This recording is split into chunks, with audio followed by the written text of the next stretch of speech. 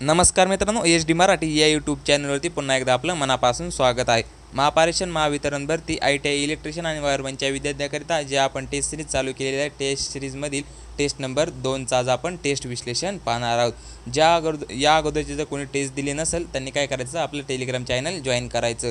त्या टेलिग्राम चॅनलवरती आपण या अगोदरच्या टेस्टची काय केलेली लिंक टाकलेली आहे, तिथून तुम्ही टेस्ट देऊ शकता. काय आज टेस्ट नंबर 2चा आज आपण विश्लेषण पाहणार आहोत. चला, कसल्याही प्रकारचा वेळ न वाया घालवता आपण टेस्ट 2 मध्ये विचारलेले क्वेश्चन पाहूया. क्वेश्चन एक काय विचारला होता, the value of supply voltage for 300 watt 3 ohm load is. काय 300 वॅट व 3 ओम लोडसाठी पुरवठा व्होल्टेजचे मूल्य काय असेल. आपल्याला इथं कोणता फॉर्म्युला लागू होईल, आपल्याला माहिती आहे P=V²/R हा ते फॉर्म्युला लागेल. आपल्याला काय काढायचं आहे, व्होल्टेजचे मूल्य काढायचे. मग व्होल्टेजचा फॉर्म्युला काय होईल, V² P/R हा व्होल्टेजचा फॉर्म्युला तयार झाला. डबल एकदा लिहून घेऊ आपण. काय फॉर्म्युला काढला, V=P/R. पॉवर किती दिली आपल्याला 300, रेजिस्टन्स किती दिला आहे 3 ओहम. ह्यांचा गुणाकार करा, 3 त्रिक 9, 2 शून्य जशास तसे. V² किती आलं 900. आपलं 900 व्होल्ट होईल का, नाही. 900 कुणाचं वर्गमूळ आहे, 900चं वर्गमूळ काय आहे, 900चं वर्गमूळ हे 30 आहे. म्हणून याचा राईट आन्सर ऑप्शन काय येईल मग 30 व्होल्ट. 30 व्होल्ट कुठे दिसते, ऑप्शन ई मध्ये दिसते. म्हणून याचा राईट आन्सर ऑप्शन काय होईल, option E 30 volt. Next question काय विचारलं होतं पहा, तुम्हाला एका सर्किटचा 1500 ओम विरोध बदलायचा आहे, परंतु तुमच्याकडे 1500 ओमचा विरोध नाही, पण तुमच्याकडे 1000 ओमचे काही विरोध आहे. अशा वेळी तुम्ही ते विरोध कसे जोडाल. काय म्हणलं आहे, आपल्याला 1500 ओमचा काय करायचा आहे, विरोध बदलायचा आहे. तर आपल्याकडे 1500 ओमचा विरोध नाही, आपल्याकडे काय 1000 ओमचे काही विरोध आहेत. आपण ते कसे जोडल्यावर 1500 ओम होईल. दोन्ही समांतर जोडल्या होईल का, आपण जोडून पाहू. काय केले आपण, असे दोन काय केले, असे समांतर जोडले, तर ह्यांचा विरोध 1500 होईल का, बघू आपण. इथं किती आपलं 1000 ओम, खालती 1000 ओम. आपल्याला माहिती आहे जर दोन विरोधची किंमत पॅरललमध्ये सारखी असेल तर किती किंमत त्याची काय होती, हाफ होती. मग ह्याची हाफ किंमत किती झाली 500. मग ऑप्शन ए होईल का, नाही. ऑप्शन बी कडे जाऊ आपण. ऑप्शन बी काय म्हणते, 2 समांतर आणि 1 एकसर. आपण जोडून पाहू. काय आहे, 2 काय केलं असे 2 समांतर आणि त्याच्या एक सिरीजमध्ये, असं सिरीजमधले डायग्राम काय बरोबर नाही, समजून घ्या आता. इथे 1000, मग ह्याचं काय होईल, ह्याचा किती हाफ किती होतो, इथं दोन्ही किंमत पॅरललमध्ये समान असल्यामुळे त्याची इथं येईल 500 आणि हा 1000. आता हे दोन्ही काय होईल, 500 आणि 1000 ओम काय होतील, सिरीजमध्ये होतील. ते कसे होतील पहा, काय 500 ओम आणि 1000 ओम हे काय होतील सिरीजमध्ये. हा ते 1000 ओम काय होईल, त्यांची सिरीजमध्ये काय होती, विरोधाची ॲडिशन होती. मग काय होईल 1500 ओम. आपल्याला काय झालं, उत्तर भेटलं आहे. तर मग काय ऑप्शन बी आपलं राईट आन्सर राहील. नेक्स्ट क्वेश्चन काय विचारलं होतं पहा, steel wire is used. Steel वायरचा उपयोग कुठे केला जातो. आपल्याला माहिती आहे स्टील वायरचा उपयोग हा ओव्हरहेड टेलिफोन वायरमध्ये केला जातो. स्टील वायरचा यूज हा अर्थ वायरमध्ये केला जातो. स्टील वायरचा यूज हा SCSR कंडक्टरमध्ये केला जातो. SCSR कंडक्टरमध्ये काय केला जातो, SCSR कंडक्टरची मेकॅनिकल स्ट्रेंथ वाढवण्यासाठी स्टीलचा यूज हा SCSR कंडक्टरमध्ये केला जातो. मग याचा राईट आन्सर ऑप्शन काय, all of this, option E. Next question काय विचारला होता पहा, the current in circuit having constant resistance is doublet the power increase. काय स्थिर रेजिस्टन्स असलेल्या सर्किटमधील इलेक्ट्रिक करंट दुप्पट केला तर पॉवर काय होईल. इथं कोणता फॉर्म्युला लागू होतोय, पॉवर I² R हा इथं फॉर्म्युला लागतोय. रेजिस्टन्स काय आहे तो इथे कॉन्स्टंट आहे. मग काय होईल, आपले काय केलं, करंट काय केलं, दुप्पट केला आहे. पहा काय होईल, करंट किती केला आपला, दुप्पट केला आहे, इंटू R. 2चा स्क्वेअर काय आहे 4 इंटू R. तर मग काय होईल, पॉवर किती होईल, 4 पटीने वाढेल. मग काय 4 times. Right answer option D, 4 पटीने पॉवर काय वाढेल. नेक्स्ट क्वेश्चन पहा, काय विचारला आता, the heat produce in conductor of resistance 2 ohm with 5 ampere following into for 1 minute. काय 2 ओम इतका रेजिस्टन्स असलेल्या वाहकामधून 1 मिनिटसाठी 5 एम्पियर करंट जात असेल तर उष्णता काढ. आपल्याला काय काढायची, हीट काढायची. हीटचा फॉर्म्युला काय I² RT हा आपला हिटचा फॉर्म्युला आहे. करंट किती दिला आहे 5, 5चा स्क्वेअर. रेजिस्टन्स किती दिला आहे 2 आणि किती आपल्याला टाईम किती दिला 1 मिनिट म्हणजे किती 60 सेकंद असतात. किती 1 मिनिट म्हणजे 60 सेकंद. 5चा स्क्वेअर काय होईल 25 इंटू 2 इंटू 60 25 दुनी 50 इंटू 60 सेकंद किती होईल 6 पंचे 30 आणि 2 शून्य त्याचे किती आलं 3000 जूल. ऑप्शनमध्ये 3000 जूल दिलेलं आहे का. ऑप्शन 3000 जूल किती आलं आपलं 3000 जूल आपली हीट आलेली आहे. ऑप्शन डीमध्ये दिसते 3000 जूल म्हणून आपला राईट आन्सर ऑप्शन डी राहील. नेक्स्ट क्वेश्चन पहा काय ट्रान्सफॉर्मर कशामध्ये रेट केला जातो. म्हणजे ट्रान्सफॉर्मरची रेटिंग कशामध्ये असते आपल्यामध्ये. ट्रान्सफॉर्मरची रेटिंग ही व्होल्ट ॲम्पियरमध्ये असते, परत किलो व्होल्ट ॲम्पियरमध्ये असते, परत काय मेगा व्होल्ट ॲम्पियरमध्ये असते. म्हणून याचा राईट आन्सर ऑप्शन काय all of this. Next question काय विचारला होता पहा ampere second is the unit. Ampere second हे कशाची युनिट आहे. आपल्याला चार्जचा फॉर्म्युला माहिती असेल charge is equal to I into T. I म्हणजे काय आयचं युनिट काय आहे आपल्याला माहिती आहे. आयचे युनिट ॲम्पियर आहे आणि टाईमचं युनिट काय आहे सेकंद. मग काय ॲम्पियर सेकंदचं युनिट काय होईल मग चार्ज होईल. Option C right answer. Next question काय विचारला होता पहा फॉर्म फॅक्टरची व्हॅल्यू. आपल्याला फॉर्म फॅक्टरची व्हॅल्यू सर्वांमध्ये फॉर्म फॅक्टरची व्हॅल्यू ही 1.11 आहे. आणि जर आपल्याला फॉर्म फॅक्टरचा फॉर्म्युला विचारला तर काय फॉर्म फॅक्टरचा आपल्याला जर फॉर्म्युला विचारला फॉर्म फॅक्टरचा काय विचारला फॉर्म्युला विचारला तर आपल्याला माहीत पाहिजे RMS व्हॅल्यू भागिले ॲव्हरेज व्हॅल्यू हा काय आहे फॉर्म फॅक्टरचा फॉर्म्युला आहे. नेक्स्ट क्वेश्चन काय विचारला होता पहा two capacitors of capacitance 10 farad आणि 20 farad in series will have a total capacitance of. काही सिरीजमध्ये 10 फॅरेड आणि 20 फॅरेड दोन कॅपॅसिटर काय आहेत सिरीजमध्ये जोडल्या त्यांचा एकूण कॅपॅसिटन्स किती होईल. काय आपल्याला माहिती आहे जर कॅपॅसिटन्स सिरीजमध्ये असतील तर त्याचा फॉर्म्युला काय आहे सिरीजमध्ये काय होईल formula SC is equal to C1 into C2 divided by C1 plus C2. काय आहे रेजिस्टन्सच्या पॅरलचा फॉर्म्युला हा कॅपॅसिटन्सच्या सिरीजमध्ये लागतो. तर C1 किती दिलेला आहे आपल्याला 10 आणि हे किती दिलं आहे C2 20 डिवाइड बाय ह्याची काय होती खाली ॲडिशन होती किती 30. हा पहा 10 एके 10 10 व्यतिरिक्त 30 काय आलं मग 20/3 उत्तर आलं. तर 20/3 काय दिलं ऑप्शन डीमध्ये दिलेलं आहे म्हणून याचा राईट आन्सर ऑप्शन डी राहील 20/3. नेक्स्ट क्वेश्चन पहा काय म्हणतोय in their phase induction motor receiving the supply into 2 of the phases in called as. काय 3 फेज इंडक्शन मोटरमध्ये 2 फेजची काय केली आदलाबदल करणे म्हणजे काय आपण 3 फेज इंडक्शन मोटरला कोणता RYB हा सप्लाय देतो. तर काय केलं आपण 2 फेजची आदलाबदल केली आपण BY केली काय RBY केली तर आपण ह्याला काय म्हणतो प्लगिंग म्हणतो. म्हणून याचा राईट आन्सर ऑप्शन काय राहील सी काय म्हणतात आपण प्लगिंग. नेक्स्ट क्वेश्चन पहा काय म्हणते पहा a volt ampere reactive indicate dash power. काय व्होल्ट ॲम्पियर रिॲक्टिव्ह मीटर कोणती पॉवर दाखवतो आपल्याला माहिती 3 पॉवरच्या पॉवर आहेत कोणती ॲक्टिव्ह पॉवर परत रिॲक्टिव्ह पॉवर आणि ॲपरंट पॉवर. ॲक्टिव्ह पॉवर ही पीने डिनोट करतात रिॲक्टिव्ह पॉवर ही किने डिनोट करतात आणि ॲपरंट पॉवर ही एसनी डिनोट करतात. आपल्याला काय विचारलं आहे volt ampere reactive power dash power काय कोणती आपल्याला व्होल्ट ॲम्पियर रिॲक्टिव्ह पॉवर ही कोणती पॉवर दाखवतं ती कोणती दाखवतं रिॲक्टिव्ह पॉवर दाखवतं. आणि ॲक्टिव्ह पॉवर कोण दाखवतं वॅट दाखवतं आणि ॲपरंट पॉवर कोण दाखवतं व्होल्ट ॲम्पियर. नेक्स्ट क्वेश्चन ह्या क्वेश्चनचा आन्सर ऑप्शन डी राहील रिॲक्टिव्ह.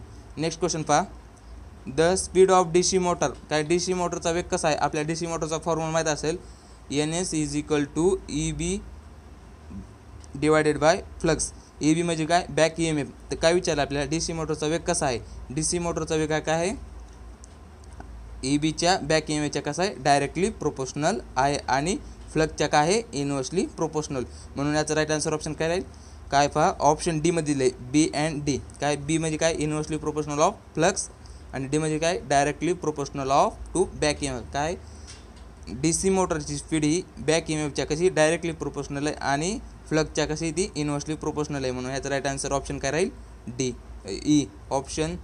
नेक्स्ट क्वेश्चन पहा a single phase induction motor employees rotor. काय सिंगल फेज इंडक्शन मोटरमध्ये कोणते रोटर वापरले जाते आपल्याला माहिती आहे 3 फेज इंडक्शन मोटर आणि single phase induction motor. 3 phase induction मोटरमध्ये कोणता आपल्याला वाऊंड रोटर वापरला जातो आणि सिंगल फेज इंडक्शन मोटरमध्ये जास्त प्रमाणात कोणता रोटर वापरला जातो तो स्क्वेरल केज इंडक्शन रोटर वापरला जातो म्हणून याचा राईट आन्सर ऑप्शन डी राहील. नेक्स्ट क्वेश्चन पहा काय आपल्याला विचारलं आहे load factor define is load factor म्हणून परिभाषा आपल्याला लोड फॅक्टरचा फॉर्म्युला विचारला आहे. लोड फॅक्टरचा फॉर्म्युला काय आहे load factor is equal to काय आपल्याला माहिती आहे ॲव्हरेज लोड भागिले मॅक्झिमम लोड. तर ऑप्शनमध्ये कुठं दिसतंय ॲव्हरेज लोड भागिले मॅक्झिमम लोड ऑप्शन सी मध्ये दिसतंय म्हणून याचा right answer option C right. Next question काय विचारला होता पहा impedance relay is preferred for काय आपल्याला ट्रान्समिशन लाईनमध्ये 3 प्रकारचे रिले असतात कोणता मोह रिले परत इम्पिडन्स रिले आणि रिॲक्टन्स रिले. मोह रिले हा लॉंग ट्रान्समिशन लाईनमध्ये वापरला जातो. इम्पिडन्स रिले आपल्याला विचारला तर इम्पिडन्स रिले हा मीडियम ट्रान्समिशन लाईनसाठी वापरला जातो म्हणून याचा राईट आन्सर ऑप्शन सी आणि रिॲक्टन्स रिले हा शॉर्ट ट्रान्समिशन लाईनमध्ये वापरला जातो.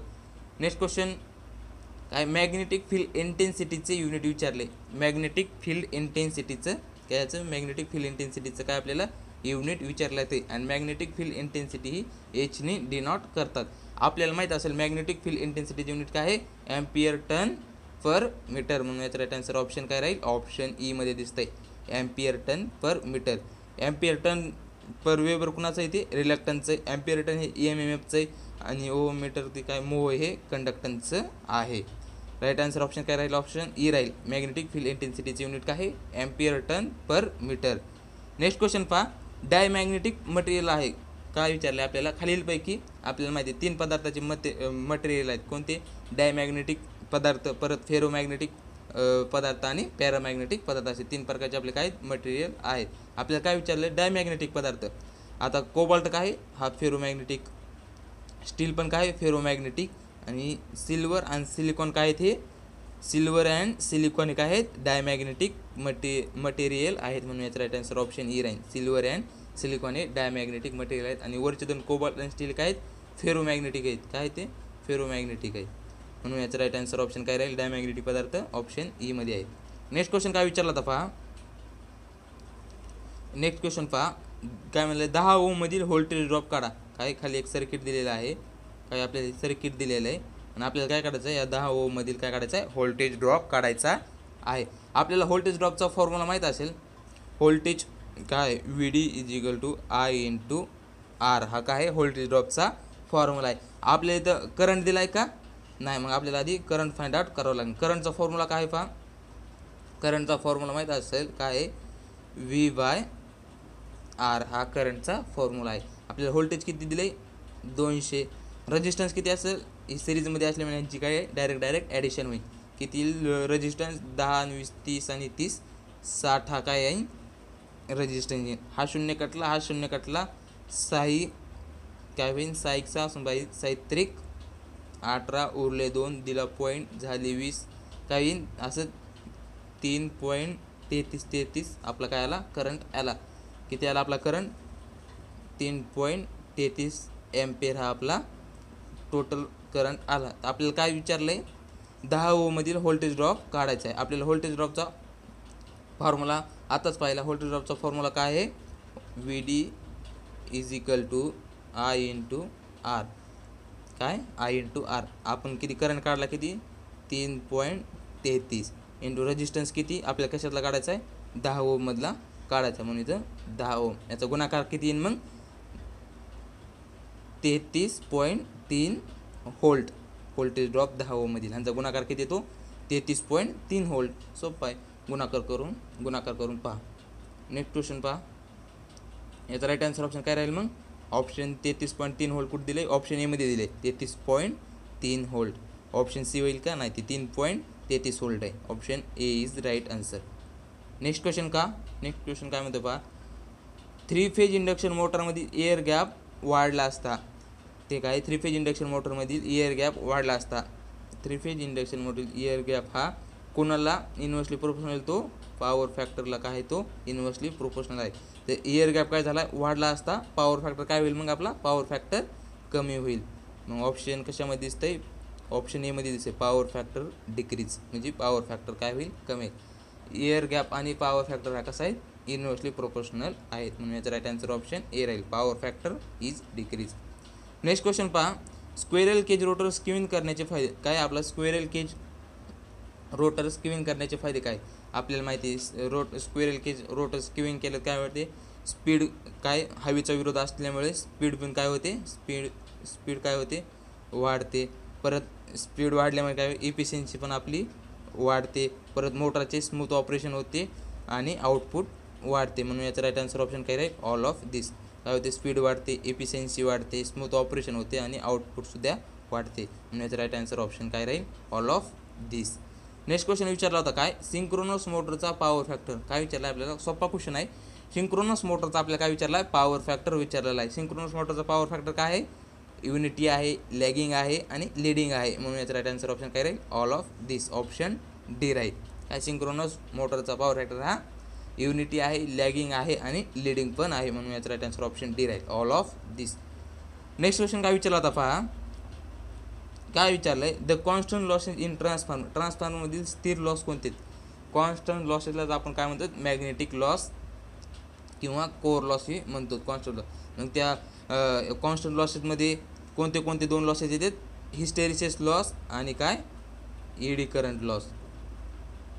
ऑप्शन कशामध्ये दिसतंय? हिस्टेरिसिस लॉस आणि eddy current loss. Option D मध्ये दिसते. Both hysteresis and eddy current loss हे काय कॉन्स्टंट लॉसेस इन ट्रान्सफॉर्मरमध्ये येतात. स्थिर लॉस येतात ते कोणते? हिस्टेरिसिस लॉस आणि ईडी करंट लॉस हे ट्रान्सफॉर्मरमध्ये कसे स्थिर लॉस आहेत. नेक्स्ट क्वेश्चन पहा. काय म्हणतंय? In trip coil of the circuit breaker energy in given by. काय सर्किट ब्रेकरच्या ट्रिप कॉईलमध्ये ऊर्जा दिली जाते. आपण काय आहे सर्किट ब्रेकरच्या ट्रिप कॉईलमध्ये कोणतं सप्लाय दिला जातो? तिथं DC व्होल्टेज दिलं जातं. काय DC व्होल्टेज दिले जाते. म्हणून याचं राईट आन्सर ऑप्शन कुठे? ऑप्शन ए मध्ये दिले DC व्होल्टेज. नेक्स्ट क्वेश्चन पहा. Which of the following protect a cable against mechanical injury. काय खालील यांत्रिक इजापासून केबलचे संरक्षण कोण करते? आपल्याला माहीत असेल यांत्रिक इजापासून केबलचे संरक्षण कोण करतं? आर्मोविंग. म्हणून याचा राईट आन्सर ऑप्शन सी राहील. नेक्स्ट क्वेश्चन काय विचारला होता पहा. एम्पियर व्होल्ट मीटर मेथडने कोणता रेजिस्टन्स मोजला जातो? काय एम्पियर व्होल्ट मीटर मेथडने कोणता रेजिस्टन्स मोजला जातो? आपला लो रेजिस्टन्स काय केला जातो? फाइंड आउट केला जातो. कोणता? एम्पियर व्होल्ट मीटर मेथडने. आणि व्होल्ट एम्पियर मीटरने कोणता रेजिस्टन्स मोजला जातो? तो मीडियम रेजिस्टन्स मोजला जातो. हाय रेजिस्टन्स हा मेगरनी आणि लो रेजिस्टन्स हा काय एम्पियर व्होल्ट मीटर मेथडनी मोजला जातो. याचं राईट आन्सर ऑप्शन काय राहील मग आपलं? एम्पियर व्होल्ट मीटर मेथडनी. ऑप्शन सी राहील लो रेजिस्टन्स. नेक्स्ट क्वेश्चन काय म्हणतोय? In pipe earthing the diameter of hole in pipe should be. Pipe आर्थिंगमध्ये पाईपच्या छिद्राचे क्षेत्रफळ किती असते? आपल्याला माहीत असेल पाईप आर्थिंगच्या छिद्राचे क्षेत्रफळ किती असते? 12 mm असते. म्हणून याचा राईट आन्सर ऑप्शन बी राहील 12 mm. नेक्स्ट क्वेश्चन काय विचारला होता बघा. काय हे चिन्ह धोका किंवा संकट या संदर्भात इशारा देण्यासाठी वापरतात. आपण काय समजा पुढे एखादं वळण असलं तर आपण अगोदर पाठीवर काय पुढे धोका आहे, गाडी सावकाश चालू आहे चिन्ह काय आहे? ते वॉर्निंग सिंग आहे. म्हणून याचा राईट आन्सर ऑप्शन काय इशारात्मक चिन्ह कोणतं आहे? ऑप्शन बी. सोपा क्वेश्चन होता. ऑप्शन राईट आन्सर ऑप्शन बी राहील. नेक्स्ट क्वेश्चन पहा. काय म्हणतंय? पेट्रोल, डिझेल, ऑइल, ग्रीस या कोणत्या वर्गामध्ये कोणत्या क्लासमध्ये येते? काय आहे? पेट्रोल, डिझेल, ऑइल, ग्रीस या कोणत्या वर्गामध्ये येते? त्या क्लास बी या वर्गामध्ये येतात. कोणती? पेट्रोल, डिझेल, ऑइल आणि ग्रीस या कोणत्या वर्गामध्ये येतात? त्या क्लास बी या वर्गामध्ये येतात. क्लास बी या वर्गामध्ये लागलेल्या काहीने आपण यूज होतो ती ड्राय पावडर किंवा कार्बन डायऑक्साईड नी विजवतो. म्हणून याचा राईट आन्सर ऑप्शन बी राहील. काय आहे? पेट्रोल, डिझेल, ऑइल, ग्रीस या क्लास बी मध्ये येतात. ते कोणता कशाने विजवतात? आपण ड्राय पावडर किंवा कार्बन डायऑक्साईडने विजवली जाते. म्हणून याचा राईट आन्सर ऑप्शन बी राहील. नेक्स्ट क्वेश्चन पहा. काय खालील दाखवलेली प्लायर कोणती? खाली आपल्याला एक स्टूल्स दिलेला आहे. ही प्लायर कोणती आहे हे आपल्याला माहीत असेल सर्वांना. ही कोणती आहे? फ्लॅट नोज प्लायर आहे. म्हणून याचा राईट आन्सर ऑप्शन काय राहील? पहा ऑप्शन फ्लॅट नोज प्लायर आहे. कोणती? ऑप्शन कशामध्ये दिलं आहे? Flat nose plier option C मध्ये दिलं आहे. वरील टूल्स हा कोणता आहे? फ्लॅट नोज प्लायर आहे. नेक्स्ट क्वेश्चन पहा. खालील दाखवलेला इन्सुलेटर कोणता आहे? आपल्याला हा खाली एक इन्सुलेटर दिलेला आहे. हा इन्सुलेटर कोणता आहे? आपल्याला सर्वांना माहीत असेल हा इन्सुलेटर कोणता आहे? हा सायकल इन्सुलेटर आहे. म्हणून याचा राईट आन्सर ऑप्शन काय राहील? ऑप्शन ई मध्ये दिला आहे. काय सॅकॅल इन्सुलेटर, वरील इन्सुलेटर हा सॅकॅल इन्सुलेटर आहे. नेक्स्ट क्वेश्चन पहा काय म्हणतोय, a zener diode used, zener diode कशासाठी वापरला जातो. जिनर डायोड हा काय आहे, व्होल्टेज रेग्युलेटर म्हणून वापरला जातो आणि म्हणून याचा राईट आन्सर ऑप्शन काय राहील बी. आणि जिनर डायोड हा नेहमी रिव्हर्स बायस मध्ये जोडायचा असतो. नेक्स्ट क्वेश्चन पहा काय म्हणतंय, ट्रान्समिशन सिस्टममध्ये व्होल्टेज जास्त असल्याचे फायदे. काय व्होल्टेज काय जास्त असल्याचे फायदे. काय व्होल्टेज जास्त असल्याने काय कंडक्टरचा आकारही काय लागतो, कमी लागतो. कंडक्टरचा आकार कमी लागल्यामुळे कंडक्टरची कॉस्ट ही काय लागते, कमी लागते. परत ट्रान्समिशनची काय होती, एफिशियन्सीसुद्धा वाढते. एफिशियन्सी वाढल्यामुळे आउटपुटसुद्धा जास्त भेटते. आणि व्होल्टेज जास्त असल्यामुळे तिथं करंट कसा असतो, कमी असतो. आणि करंट कमी असल्यामुळे I2R लॉस काय होतात, कमी होतात. म्हणजे I2R लॉस म्हणजेच काय, कॉपर लॉससुद्धा कमी होतात. म्हणून याचा राईट आन्सर काय राहील, वरील सर्व काय आहेत बरोबर आहेत. काय व्होल्टेज जास्त असल्याचे एवढे फायदे आहेत. नेक्स्ट क्वेश्चन पहा, हवेचा दाब वाढल्यावर खालीलपैकी कोणता कंडक्टर ब्रेक होतो. काय हवेचा दाब वाढल्यानंतर खालीलपैकी कोणता कंडक्टर ब्रेक होतो. काय आपल्याला माहीत असेल सॉलिड कंडक्टर हा कडक आणि लेस त्याची काय फ्लेक्झिबिलिटी आहे, लेस फ्लेक्झिबिलिटी कमी लवचिकता आहे. म्हणून काय होतो, तो कडक आणि लेस फ्लेक्झिबिलिटी असल्यामुळे त्याचा हवेचा दाब वाढल्यामुळे तो काय होतो ब्रेक होतो. म्हणून याचा राईट आन्सर ऑप्शन काय राहील, ऑप्शन डी सॉलिड कंडक्टर. काय हवेचा दाब वाढल्यामुळे कोणता कंडक्टर ब्रेक होतो, आपला तो आहे सॉलिड कंडक्टर. नेक्स्ट क्वेश्चन पहा काय विचारलं आहे, ट्रिपल एसीचा विस्तार. आपल्याला काय ट्रिपल एसीचा विस्तार विचारला. आपल्याला माहीत असेल ऑल ॲल्युमिनियम अलॉय कंडक्टर हा त्याचा काय विस्तार आहे. तो कुठं दिसतंय, all aluminium alloy conductor. Option A मध्ये दिले ऑल ॲल्युमिनियम अलॉय कंडक्टर. म्हणून याचा राईट आन्सर ऑप्शन ए राहील. नेक्स्ट क्वेश्चन पहा काय आहे, नेक्स्ट क्वेश्चन काय विचारला, स्ट्रिंग एफिशियन्सी खालीलपैकी 100% कोणाची असते विचारली. काय स्ट्रिंग एफिशियन्सी खालीलपैकी कोणाची 100% असती, ती DC सप्लायची काय आहे स्ट्रिंग एफिशियन्सी ही 100% असते. म्हणून याचा राईट आन्सर ऑप्शन बी राहील.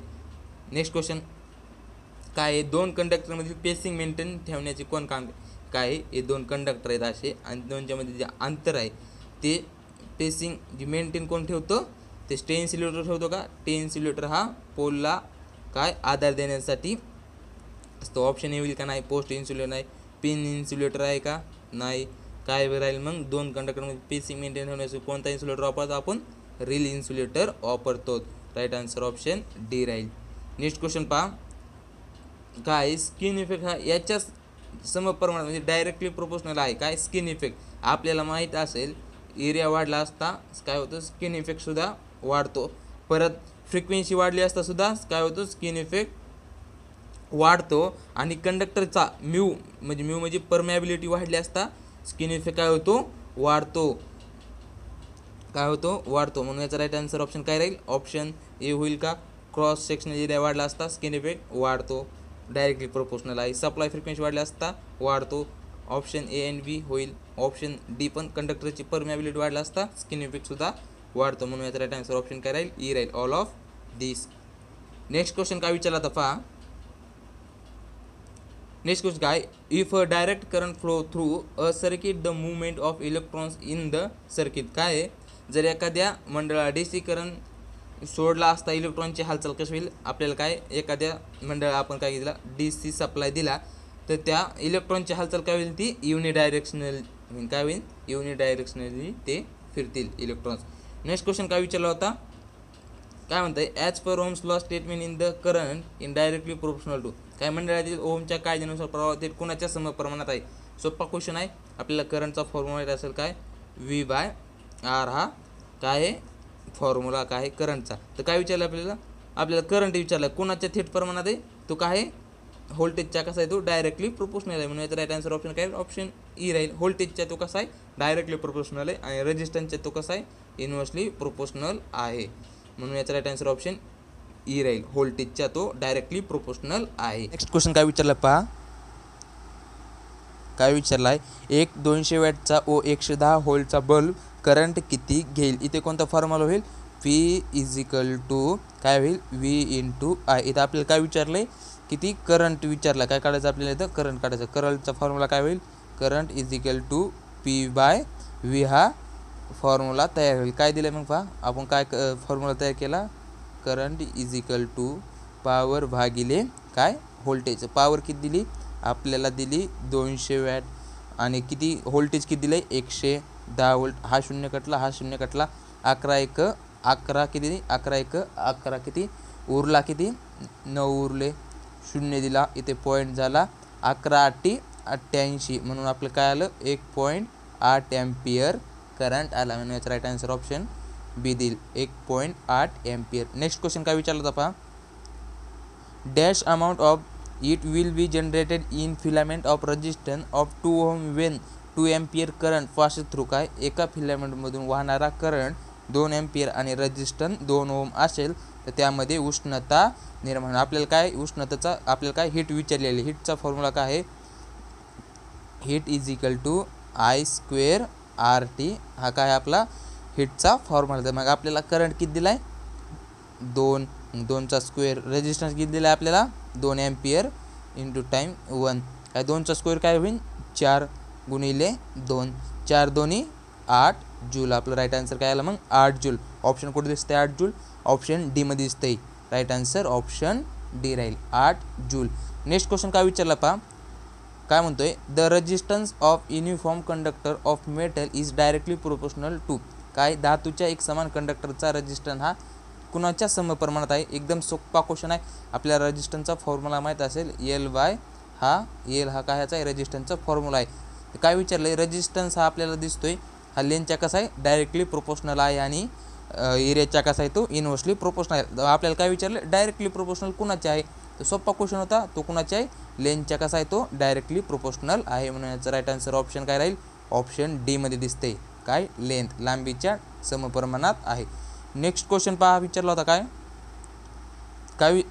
विचारला होता पहा, काय resistor is connected to voltage source will have काय what will have to the power dissipated in resistor if the voltage double. काय एक रजिस्टर व्होल्टेज जोडलेला असताना जर त्याचे व्होल्टेज दुप्पट झाले तर रजिस्टरमध्ये तयार होणाऱ्या पॉवरचे काय, इथे कोणता फॉर्म्युला लागू होईल, P is equal to V square काय होईल, कोणता फॉर्म्युला होईल व्ही स्क्वेअर बाय आर हा इथं फॉर्म्युला होईल.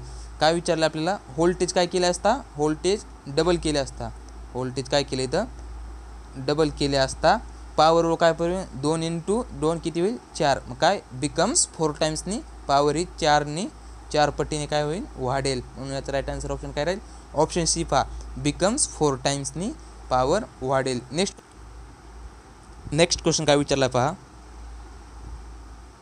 काय म्हणतो क्वेश्चन पहा, the energy consumed by 2 100 watt bulb and 4 200 watt bulb in 10 hours time is. काय 10 तासाच्या कालावधीसाठी 2 काय केले 100 वॅटचे बल्ब आणि 4 200 वॅटचे बल्बद्वारे ऊर्जा वापरली. काय केलं 2 बल्ब किती 100 वॅटचे आणि 4 बल्ब किती घेतले 200 वॅटचे. म्हणजे टोटल पॉवर किती होईल, पॉवर 100 दोन्ही 200 आणि 4 दोन्ही 8 आणि हा 0 दशाचा. टोटल पॉवर किती झाली यांची 1000 किती झाली 1000 किती 1000 वॅट झालेली आहे. तर मग काय विचारले आपल्याला 10 तासाच्या कालावधीसाठी, काय 10 तासाच्या कालावधीसाठी 2 100 वॅटचे बल्ब आणि 4 200 वॅटचे बल्बद्वारे ऊर्जा किती वापरली जाईल, किती टोटल किती आलं आपलं 1000 वॅट. तर मग काय बघा किती आपलं टोटल किती आलं 1000 वॅट आलं. तर किती तासासाठी आपल्याला वापरले 10 तास. मग इंटू काय करायचं 10 तास किती आलं, मग याचं उत्तर 10 किती आलं 10,000 वॅट. आपलं काय आलं 10 तासासाठी कालावधीत 100 वॅट बल्ब आणि 4 200 वॅटच्या बल्बद्वारे ऊर्जा किती वापरली जाईल 10,000 वॅट वापरले जाईल. 10,000 वॅट बरोबर किती असतं आपल्याला माहीत असेल, 10,000 वॅट बरोबर काय असतं 10 किलो वॅट हवर असतं. म्हणून याचा राईट आन्सर ऑप्शन काय राहील ऑप्शन ई मध्ये दिले 10 किलो वॅट हवर. काय 10,000 वॅट बरोबर काय असतं 10 किलो वॅट हवर. आपल्याला माहीत असेल 1000 वॅट जर एखादं इक्विपमेंट आपण 1000 वॅटचं 1 तास चालवले असता ते किती 1 युनिट ऊर्जा काय करतं पॉवर खर्च करतं. म्हणून याचा राईट आन्सर ऑप्शन काय राहील ऑप्शन ई राहील. काय 10 kilo watt hour. Next question पहा, नेक्स्ट क्वेश्चन काय विचारला होता, laminated insulation coated with varnish are normally use in the transformer. काय ऑर्निश लेपित लॅमिनेटेड इन्सुलेशन सामान्यतः ट्रान्सफॉर्मरमध्ये का वापरले जाते? आपल्याला माहीत असेल ट्रान्सफॉर्मरमध्ये काय ऑर्नेस लेपित लॅमिनेटेड का वापरलं जातं? तिथालचा एडी करंट लॉस काय करण्यासाठी, कमी करण्यासाठी आपण ऑर्नेस लेपित लॅमिनेटेड इन्सुलेशन मटेरियल वापरले जाते. कशासाठी? एडी करंट लॉस कमी करण्यासाठी. ऑप्शन काय? ऑप्शन सी पहा, to reduce the effect of eddy current. मग याचा राईट आन्सर ऑप्शन सी राहील. काय? ऑर्नेस लेपित लॅमिनेटेड इन्सुलेशन कायसाठी केलं जाते? एडी करंट लॉस कमी करण्यासाठी. नेक्स्ट क्वेश्चन काय विचारला होता पहा. काय म्हणतोय question, what is the main use of auto transformer. सोपा क्वेश्चन होता. ॲटो ट्रान्सफॉर्मरचा मुख्य वापर काय आहे? आपल्याला सर्वांना माहीत असेल ॲटो ट्रान्सफॉर्मरचा मुख्य वापर काय आहे? तो ॲक्टिंग ॲज अ व्हेरिएबल ट्रान्सफॉर्मरमधून काय केला जातो? वापर केला जातो. काय? Acting as a variable transformer म्हणून ॲटो ट्रान्सफॉर्मरचा वापर केला जातो. नेक्स्ट क्वेश्चन काय विचारला होता पहा. काय म्हणतोय, 8/10 coulomb charge in following through a conductor in 4 second, then what is the current in that conductor. काय म्हणतंय, 8/10 कुलाम चार्ज किती 4 सेकंदात वाहत आहे. किती 4 सेकंदात वाहत आहे. तर त्या कंडक्टरमध्ये विद्युत प्रवाह किती असेल? आपल्याला तो कोणता फॉर्म्युला लागू होईल? काय होईल? हा फॉर्म्युला लागू होईल, I = Q/T. Q म्हणजे काय? चार्ज आणि T म्हणजे काय? टाईम. याच्यामध्ये आपण काय किमती इनपुट करू. आपल्याला चार्ज किती दिला आहे पहा बरं. चार्ज किती दिला आहे? 8/10. आणि आपल्याला टाईम किती दिला आहे? मग टाईम दिला आहे किती आपल्याला? 4 सेकंद. पुढे जाऊन हा 10 काय होईल? खालती काय होईल? गुणाकारात येईल. ते कसे पहा. किती पुढे 10 जाऊन काय होईल? खाली गुणाकारात येईल. 8 किती 8 1 मिनिट किती 8/4 × 10 काय झाला? इथं खाली गुणाकारात आला. मग हे पहा 4 1 4, 4 2 8. तर काय होईल? 2/10 आलं. तर 2/10 आलं असता काय होईल? हा काय होईल? 0 1 पॉईंटने जाईल. मग काय आलं? 0.2 ॲम्पियर. कुठं दिसतंय? 0.2 ॲम्पियर. 0.2 ॲम्पियर आपल्याला काय आला? तिथील करंट आला. ऑप्शन डी मध्ये दिसतंय 0.2 ॲम्पियर. याचा राईट आन्सर असेल. नेक्स्ट क्वेश्चन काय विचारला होता पहा.